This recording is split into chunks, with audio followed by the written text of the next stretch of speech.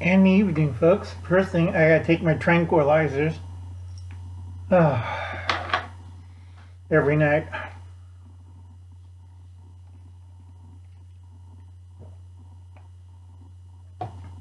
And people have been asking me and emailing me questions and stuff, and you don't have to worry, all right? We're not going to have a nuclear war. And if we do, Uncle Al's the next lotto winner. And if they're going to do nuclear stuff, it's going to be mainly on the East Coast. Because over here, I always look at people that shows me maps 20 to 30 years ago, and it's like there's no base there. It's abandoned. The Chinese bought it, or the Russians bought it. It's an empty lot. It's a bird sanctuary.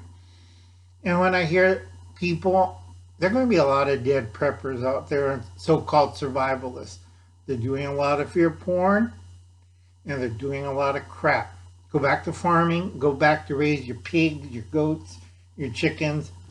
Okay, you're still in that little bubble. All right?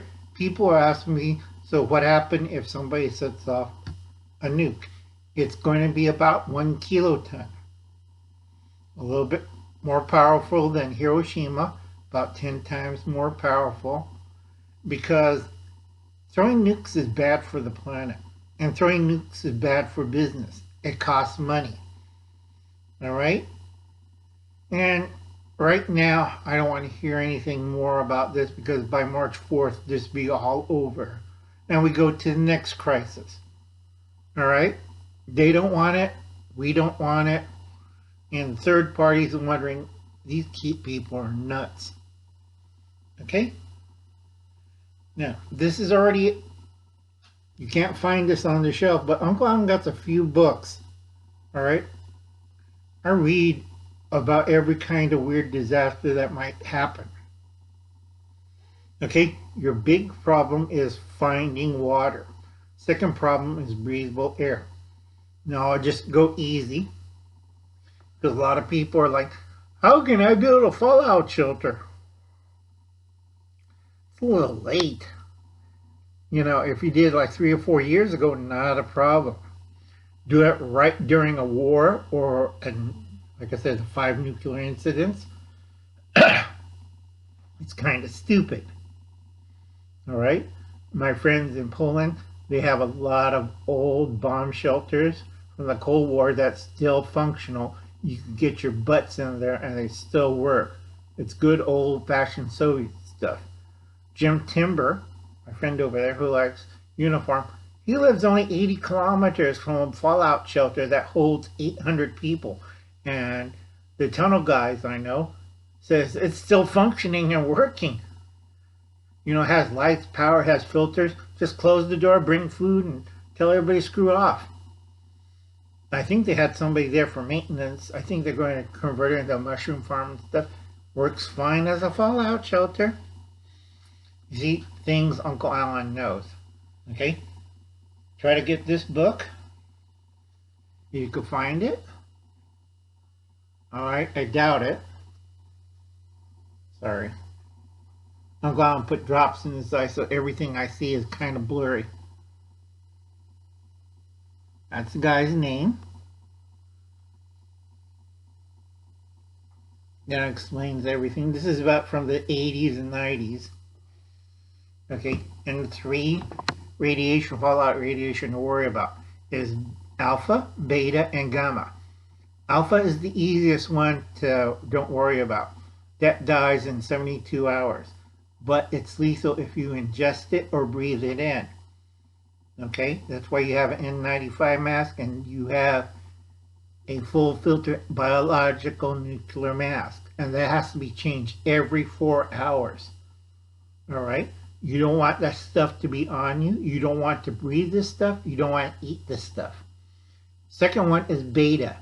Beta is like its cousin alpha, but emits beta radiation, which is deadly and give you probably skin cancers down the road, but it's still deadly and you don't want to be affected. That'll last anywhere from 2 weeks to 3 weeks. Okay, and then finally the big killer is gamma. where you're located and how long you're going to get dusted by gamma particles. We're not talking about the Incredible Hulk. All right? We're doing it simple, not too long. All right, I'm going to try to keep it under 10 minutes because a lot of you guys don't read these books cover to cover like Uncle Alan does. First 2 weeks, you need an air filter system. All right?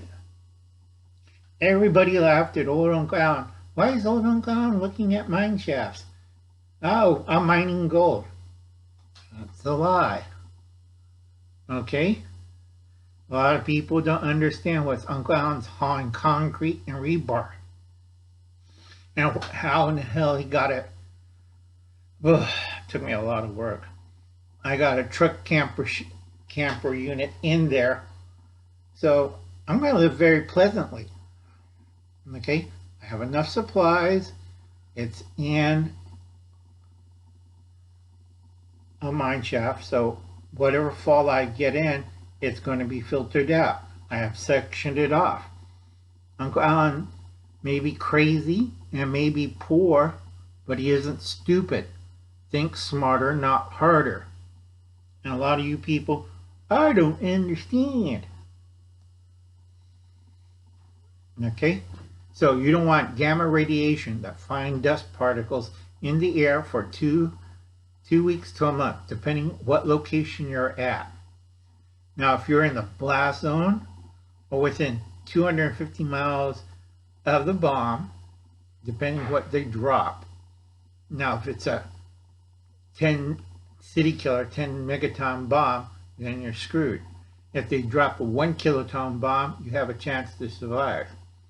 And the way things are going, they're not going to drop the 10 megaton bomb. Those things cost money, folks. It's not cheap. You should have got this book. Okay, Pulling Through by Barry Dean Ing. And it's at Amazon. It'll show you how to make a simple Geiger counter. I know CR would enjoy that. And let's see. Where did I put it? It's a little hard reading a book when you have blind and you can't see a damn thing. It gives you instruction how to build an air filter with household materials. And damn, I can't see anything. Try to do this trying to explain to people and people looking at you like you're nuts. Let's see, Geiger counter, calibrations, generator for bicycle.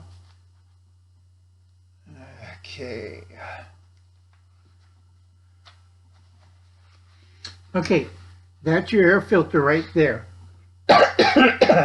You can make it fairly easy using cardboard, toilet paper, PC pipe, and a few other things, and a furnace filter, and that will take care of 95% of the contaminants coming in. It's not as good as a commercial model, but I know CR would love this because it's easy to do and simple to make. It's not rocket science, folks. So again, get this book and read it. This one, Skills for Survival, most of the stuff is based off of granddaddy of them all. Okay, now it does not cover too well on air filtration. It covers some and cooling the shelter and stuff, but it does not do it at all good. And I had to redo more research on this. You can still find this on PDFs in a lot of places. All right, fairly easy. It's not rocket science, folks. And then you can get this one. I prefer getting this one. It gives you better estimation and stuff for this one. Okay, you have to filter the air.